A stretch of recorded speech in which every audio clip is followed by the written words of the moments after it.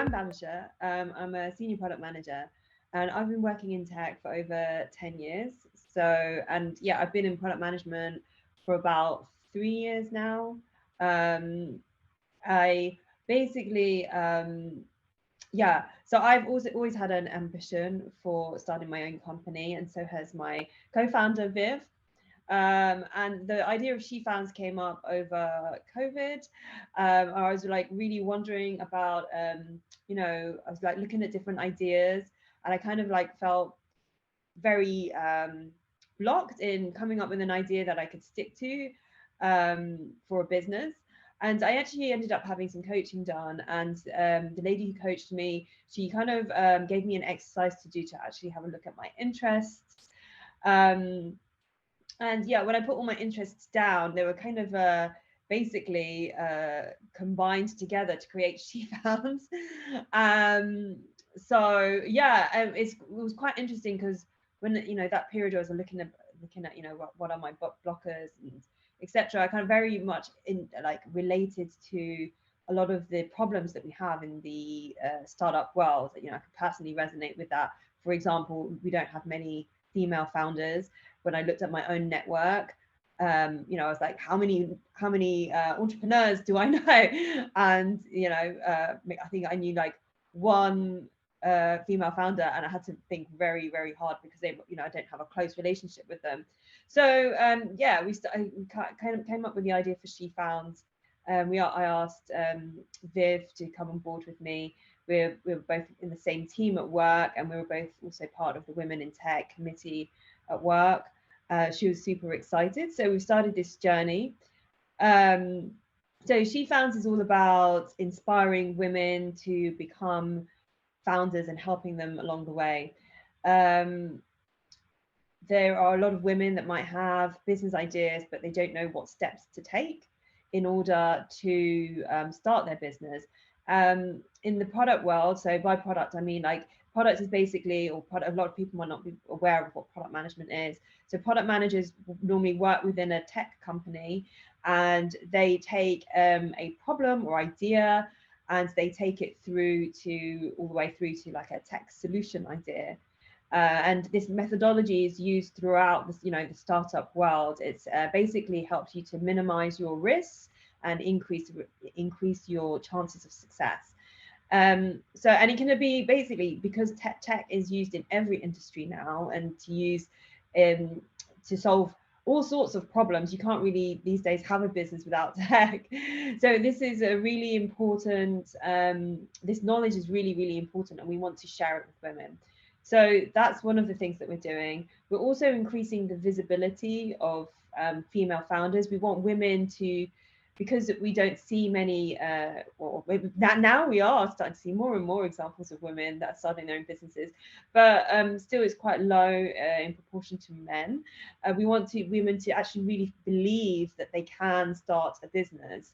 So we've started this event called Startup Stories, to enable women to share their journeys of starting their own companies, to provide insights and their experiences to our audiences of aspiring entrepreneurs. And so hopefully we can all work together to help each other start businesses.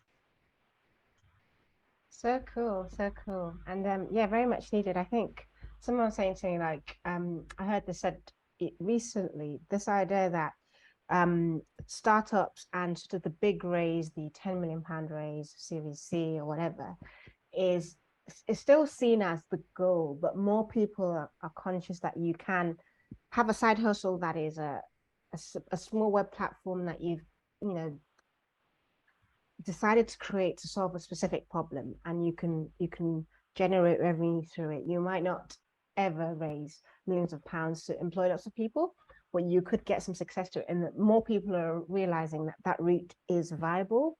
So I think certainly She Founds has a very, very valuable place to, and a very, very, very, very valuable role to play in the ecosystem, because whereas there's support around um, helping people that are already in tech, who have the inclination to start companies, network. that was kind of what Female Tech Fund was for, and the support for funding. I'm part of an organization called Fund Her North that does that. But that early ideation stage, we don't see as much support for that. There are incubators, NatWest has a bunch of accelerators, Barclays has as well. There's incubators that do that, but not many communities for that. And to be honest with you, the needs for that ideation space are very specific and very, very timely when you're in that space. So you need something, you need a community that is just about that. I've got a couple of questions for you. What are your sort of main starters for 10 for someone who wants to start a business, a founder? What are the things you ask them to think about initially? Yeah, sure. So I think the first thing to do is, if you have an idea and you want to turn into a business, is to really start understanding what problem that you're trying to solve, or what need are you trying to fulfill. And I think a lot of the time, when we come up with an idea, we jump straight to the solution. And there is a risk there that you might just miss the mark. You might spend loads of time and money developing a solution that might not necessarily be what your audience or your target audience, or who you think is your target audience, want. So in the early stages, it's really important to start. We call this like a discovery in the product world. Is start unpacking that problem. So what does that involve? It basically involves in okay, so you have you think you come up with a hypothesis of like what your problem is that you're trying to solve, and then you try and prove whether you're right or wrong. So you go out and you speak to your audience and try and understand, is this a need or a want that they have? And you basically, you really have to talk to people in order to try and prove this. Totally, I agree. I agree. I did. So Ascenti, the first platform that I wrote and launched, I thought I'd come up with a solution for helping speakers at events connect with the audience on social media. So our USP at the time was you could share a link to a question board on the platform on social media before the event, and then you'd be inundated with questions for your Q&A session before it started. I was launching this in 2016, pre-COVID. It was hard then, but when COVID hit, it became apparent. Like I hadn't understood really enough of the audience space around event interaction. I didn't speak to enough people before I created the platform. I spoke to loads of people as I tried to sort of work on our pricing, and I tried to pivot to add different features to it. But you're absolutely right. The whole discovery process is critical. I work as a software engineer, as a sort of developer, work with different clients. I'm working in an agency at the moment based in London. So I fully understand what you're talking about. We have all the sprint ceremonies, and there's someone from product in all of them. So I think this kind of really, really affirms what I was saying earlier about how the She Founds is very much needed, because the space around developing software and developing products for people is now entrenched into every single sort of tech-related business, that more and more people will be wanting to start their businesses and will need that guidance. Yeah. How can people get involved with what you do at She Founds? So we have regular Startup Stories events. So we have two planned for this year, one in October and another in in November, that we're going to start advertising soon. So that's a great place to meet us, and also get to know other people that are aspiring to be audiences. Me and Viv in the background, we're also working on a course that we want to deliver, like a workshop style course. So if people are interested in starting their own business, they can take part. Learn the tools and tricks of the trade. Cool. Are you thinking of partnerships with anyone? So, because it's quite telling that you've got enough back from the community that you're involved to know that a workshop might be useful. But founding stuff, anything to do with starting a company, tends to work with an ecosystem. So incubators, what are you thinking about in terms of connecting people to funding sources or to incubators, accelerators near them? Have you thought of that kind of approach? Yeah, so definitely we understand that the next step is, I mean, you need capital to kickstart your project. So we have in the past I have been speaking to people who work in investment companies that might have programs, etc., to try and, mainly for research to understand how we can connect to this like I said, like connect it to the ecosystem and to take people on their journey. So yeah, there's something that we're still working on in the background.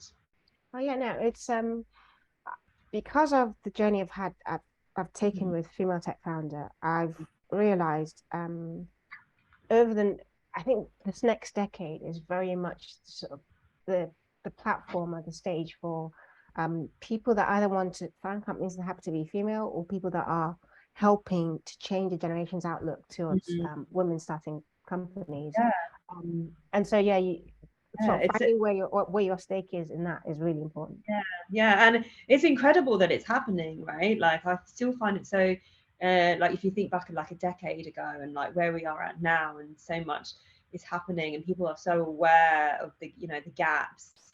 Um, it's I'm very like grateful to be part of creating this change or be part of this period. Of course, looking forward to the time when all these gaps are closed as well. Yeah, absolutely. Absolutely. It's I guess it's becoming a thing such that in a few years it wouldn't be all like you're a woman doing this.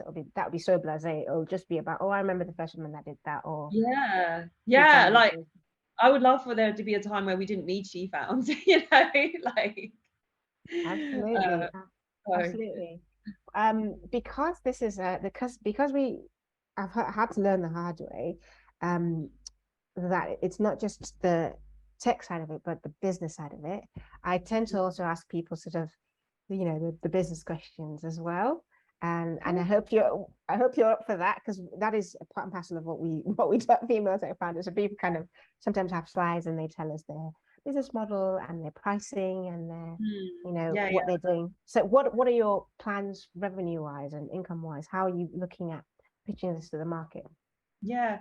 So we are looking to create some online courses because the great thing about online is that it's more makes the program more affordable, but it also enables us to deliver this content um, quite very much cheaply than hiring a venue because me and Viv, we did look into hiring venues in the past to deliver this, but it actually ends up making the program very expensive. Of course, meeting in person and creating these connections is great as well. But I think COVID's shown us all that we can all carry on online. Yeah. And if not, it actually makes it more accessible as well. Um, so Absolutely. yeah, yeah. Um, Oh, cool. Do you guys have sort of socials like handles, things we can sort of put a community at to hear more yeah, about you? yeah. We don't have any socials at the moment. That's a great idea, though. That takes a lot of it. So Yeah, as you can see, yeah, I'm so grateful for yeah. nothing. If I was still We doing all that, I'd never have have any time. yeah. So yeah, our main I think the great place. So we found that it's our startup stories events. We get many people that come back regularly, and people have actually connected with others in there. So you can really see the community forming and taking shape, and people making friends with each other, which has been really nice to see. So yeah, so I hope to carry on with these startup stories events. Where do they happen? Whereabouts in the UK? Oh, sorry, I missed that. Your sound wasn't coming through. Oh, my apologies. Okay. I was going to ask. So the next one's in October, you said. Mm. Fab. Okay. And they're online. Is that correct? Yeah, no. So our startup stories events are actually in person.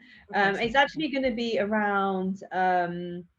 We wanted to focus on funding because we know that there's a huge issue in funding. So we are inviting speakers on. So we have our first one confirmed. Karina from Cedars will be present with us. And we are in the process of like building up that panel as well. So if you have any suggestions, please do let us know. Cool, cool. That's good. CEDAs are good. Really useful to know that. I'd recommend you connect with or connect your community with Fund Her North. It is at the moment an organisation that helps female founders based north of London start and scale businesses, but they are expanding. They will be expanding sort of down south over the coming months. Yeah. But they're really, really good to sort of be aware of and have within your ecosystem. They essentially are run by a coalition of women, 30 odd women in the investment space who have sort of volunteered their time to essentially give founders that are looking to raise an introduction into either other VC firms or signpost them to people like NatWest. They've partnered with NatWest for accelerators as well. So Yeah. they've got some funding. They've got partners like UBS and also NatWest. I've mentioned these are actually funding them by quite a lot of money every year. Therefore, they have people on staff now, and Fund Her North will sort of speak to anyone who is based in the right location and is looking for funding, and they'll signpost you to the relevant person within their network to help you. So whether you're raising a seed round and you're looking for angel investment, or whether you're looking for sort of exiting and you're raising, you know, in excess of £10 million or whatever, and you need that support around, you know, doing a management buyout or raising capital from your company, they've got people from angel investors all the way up to private equity companies in that space. So Fund Her North is definitely a network you could become aware of, even if just for signposting to your community, because that is very much what they do around and funding. And if the dates work out, and I guess because you're doing this in person, whereabouts is the event happening? We are in Shoreditch. Shoreditch. Okay. All right. Okay. Because it's tricky, you're so far south, I can't guarantee that someone can talk there, but Yes. yeah. Let's connect about it, particularly when you start doing the online stuff, because they'll certainly be happy to sort of talk about what the organization does. And you might have people around the country that might be able to get involved anyway. Yeah, great. Thank you for that. I'll definitely look them up. Cool, cool, cool. I think Fund Her North is kind of one of the more high-powered people in organizations that we work with. So I thought I'd bring that up. Yeah, a lot of the people I know are based up north, so I don't know if they'd be around for a face-to-face event. But if you're doing online stuff and you need speakers, we've Yeah, loads of people that have spoken on this. So definitely. I found just generally in this space, it's like women are, or just generally people, everyone's so willing to help each other, right? Like I have been using LinkedIn so much, and it's amazing to see how responsive people are. So yeah, and I just feel in general like LinkedIn is such a great tool for finding people. Like, you know, I've just been Googling like angel investors or like investors, and you know, you just get like a whole list that comes up, and you can like reach out to people. So, and yeah, it's great. yeah, it's really cool. It's really cool. Where do you see kind of She Founds going in the next sort of 18 to 24 months? What are your big Mm, plans, and how yeah. can we help? Oh, wonderful. Thank you. So we are going to continue with our Startup Stories events because they've been really well received. So we're planning on keeping those going. I think our main thing is to try and launch our program. And it would be great for us to try and understand what do people want to learn about on this program, and like what are the key questions people have when they're starting a business, because then we can try and cover this in our content. Yeah. Yeah, absolutely, absolutely. It depends on, I would suggest having sort of two approaches with the potential fundraising or sort of the way someone grows their business. Because like I said, the first company I did, essentially I was bootstrapping it. I was sort of writing the platform, thinking I'd, you know, go out and find customers for it. And I didn't do the market product fit well enough that time. But now I know better. I know that you can bootstrap companies and you can have them sort of cash flow positive and they can actually do well. You just need to have sort of done the marketing and the audience engagement and asked the question, done the discovery with the audience. I hadn't done any discovery, to be honest with you. I now, through Frontier Nelson, sort of being part of the ecosystem in Manchester, I know that you also can go down the venture funding route or the seed funding route. So I think it's a good thing, a balanced thing to offer people both perspectives. One kind of needs them to almost start to think more like an influencer, sort of, and everyone's familiar with that, follow someone on Instagram that's really good at getting people to follow them and watch what they do and learn. That's essentially kind of what bootstrapping sort of entrepreneurs are having to do on social. But if you have a solution to a problem, you will get support, and people will be looking to connect with you to get value from your solution. So I think it's worth making that open to people that are looking to start businesses, that you don't have to necessarily, plan for raising first from friends, family and fools, and then onto angel funding and park your idea along the way doing that. It's better for people to feel like they've got a win in actually getting something out there. So that'd be a suggestion. Yeah. Okay, great. Definitely. Yeah. So when you were talking about bootstrapping, it kind of reminded me of what me and Viv are doing. So we're very much also bootstrapping at the moment because, we're not selling anything. We haven't, our startup stories is a non-profit event. So it's got like minimal cost just to cover the cost of the event. And we're really, for us, our main service or our main product is going to be the courses. And yeah, we're very much very aware of like don't want to like spend before we know we can actually make that money back. So yeah, we are being very cautious, but it's also like we're basically like saving together so that we can invest into the business, and yeah, basically take the bootstrap approach to begin with.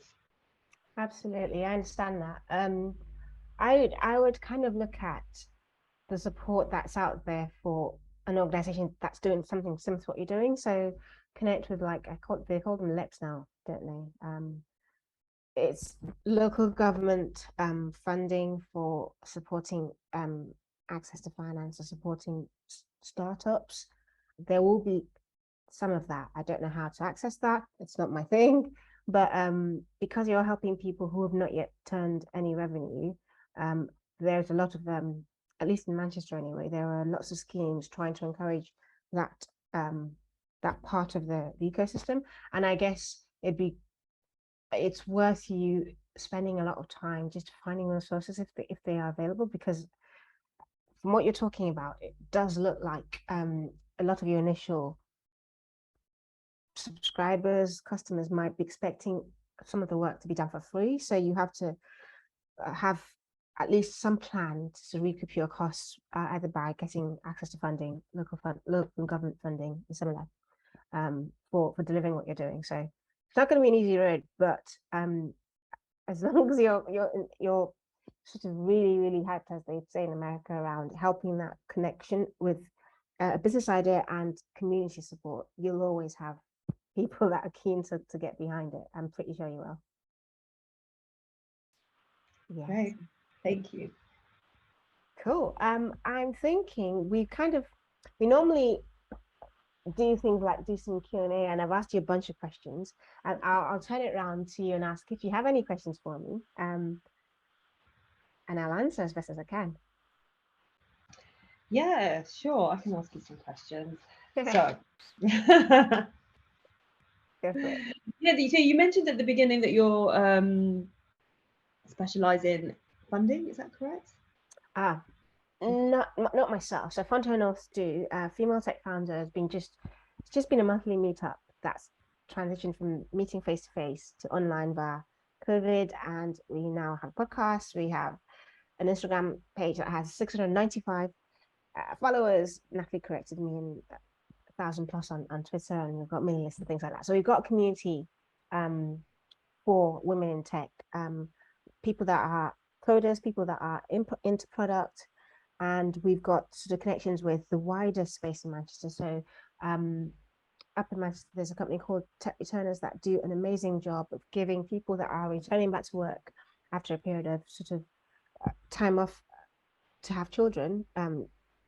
Tech Returners help them get jobs within tech companies in Manchester and the wider north. And it's been great just being aware of that community, starting to work with them.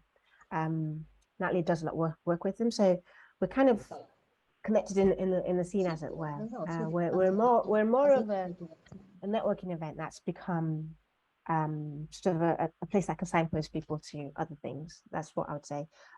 Things like Frontier North, which does the fundraising side of things, separate organization to us.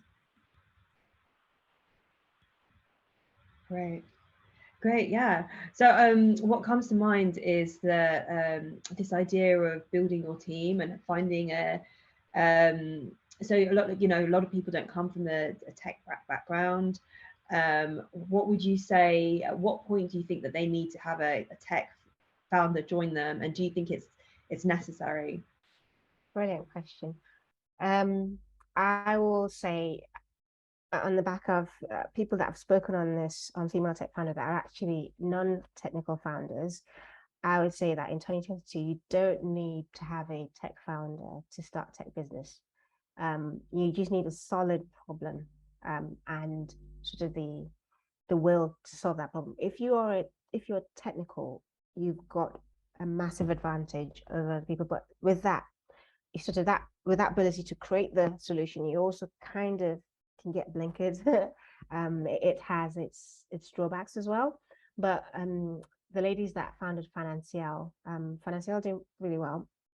They basically they created this PDF for helping women budget better or make better decisions around money. And they started it in COVID, and they decided to charge people £50 to download the PDF. They call it the Financial. I think it was like don't call it like a cheat sheet or playbook, the playbook, Financial playbook for money. Now they've got an app that connects women and loads of other partner organizations. They've even got companies sort of potentially using their platform to help their employees manage money better and do things like that. So the founders were on earlier this year, and none of them code, but they've project managed creating an app through COVID and launched the app and gone and raised seed funding. Natalie is literally sharing details about them in the chat at the moment. They're an example of the importance of having a solid problem that you're solving, and the nous to decide to put a business model around it. I love that you could download their PDF, but it wasn't free from the beginning. And they had some sales from it, and that it was because of that they decided to move into creating an online community. So yeah, you don't need to be a tech founder. It helps if you are. It really does help if you are, and if knowing enough about the product development process from software, like from ideation all the way to sort of deployment. If you have enough of that experience, it does help you with hiring people, with getting an MVP out there. But you don't need to be a developer. So even though I'm a developer, I can from experience, I can say that that's the case. You don't need to be a developer. Yeah, it's almost like I just love how easy it is now to start a tech business, because there are so many platforms already available that might do the job that you're looking to do.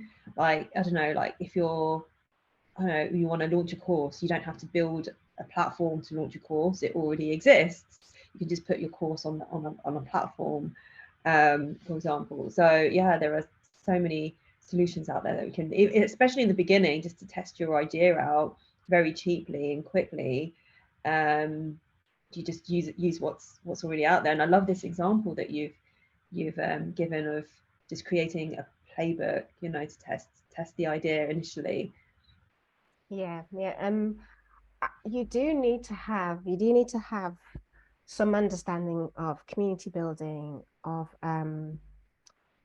you know, a pipeline, a leads funnel. You know, you need to know enough about sort of the web and about marketing to know you're starting with a core group of people that might be just enthusiasts, early adopters, people that are part of your tribe, and then you want to scale it out. But if you don't have a problem that that tribe wants solving, you'll struggle. Full stop. You'll end up just trying to be an influencer. Yeah, I would say the more you know about market marketing and business, the better it is for you if you're starting a company. And the tech skills are actually they're valuable because they can add value to the company, but they generally help very much when you've validated your idea, you've validated what you're doing, and you're differentiating using your tech ability or your experience in creating products. Yeah. Any other Great, questions? great. Let me try and think. Yeah, I think one thing is, I think a lot of people might feel like even though you don't need to be a technical founder, um, is it worth people learning how to code and teaching themselves how to code a bit, or just code their initial idea? Like how Yeah. difficult is that? So, yeah. I'm having to sort of decide which of those things are more critical. Knowing how to code versus sort of knowing how to see a solution to a problem.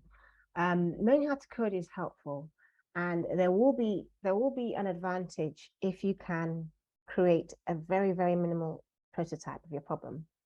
The thing is, because the tools out there, like you said, you don't have to do much now to set up an online course. You can use, uh, you know, multiple different types of platforms to create, you know, an avenue for people to register to attend your course, to sit and attend your course wherever in the world, to pay for the course.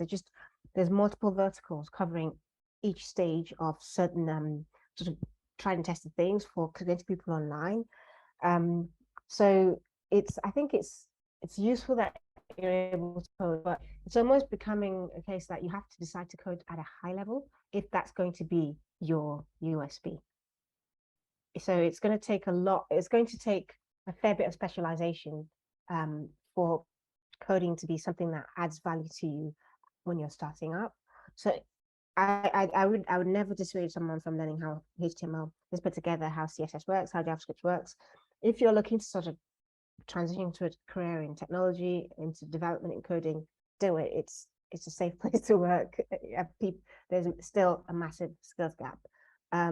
But if you've got an eye on a specific problem and you've seen and done the research and no one's solving that problem, that's probably more important. That's the route to go out. I would encourage people just to make sure that they know the basics. You know, they know that things that take longer than they plan. You want to have an idea of what the solution is you're offering, its USP, so that the core differentiator you have, even if it's just price, what's your core differentiator? Do you have do you have some early adopters? Do you have some, even if it's just less than 10 people, are there people you can go and speak to about your problem that will give you qualified and sort of authentic advice and insight on what you're solving? You don't need more than a handful. And are they willing to do this regularly? Would they potentially be looking for you to solve that problem first so that they can buy what you're creating? Those are the important things. Yeah, can't believe I'm saying it, but yeah, I totally agree. Natalie was saying you don't need to necessarily be a coder. Yeah, you have to be very specialized now. I'm not just a developer that writes code. I know what it takes to deploy a product online, and to maintain it online. I know the things I have to consider for hosting. Um, you know, I know what I need to consider to keep my costs down when the product is live online. If you don't have all those skills, it'll cost you a lot. Yeah, so I think we can start winding down unless you've got more questions. But it's been so cool listening to you, Bhavisha, and I hope it's been helpful. Definitely. Thank you so much for sharing your insights as well. It has been, I've definitely written down some notes today. So thank you for that. Yeah, I keep you're welcome. You're absolutely welcome. It's an absolute joy just talking to people because I know how it feels to be on that at that place where you've got loads of passion about something and some time and you're wanting to commit to it. And people, even better, people are responding to it. Um, it's such a precious thing. And what is also quite important is that you're able to protect that passion and that enthusiasm and not have it sort of burn out.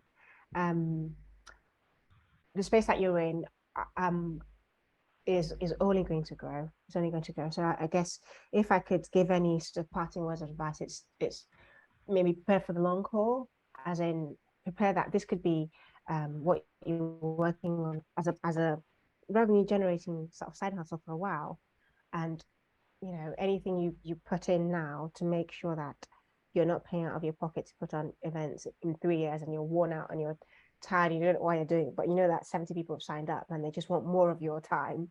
um Anything you can do to minimize sort of burnout too early on, uh, anything that can sort of help, even like unusual sort of far out ideas, like we'll just have a pound at our entry point. We'll charge people a pound just to walk in and sit in and be a part of this, rather than me sort of, you yourself sort of paying for it out of the goodness of your heart forever and ever. Things like that. Anything you can do to be creative about getting income for what you're doing is absolutely valuable, because I think there's a huge demand for the knowledge that you potentially be giving people through She Founds.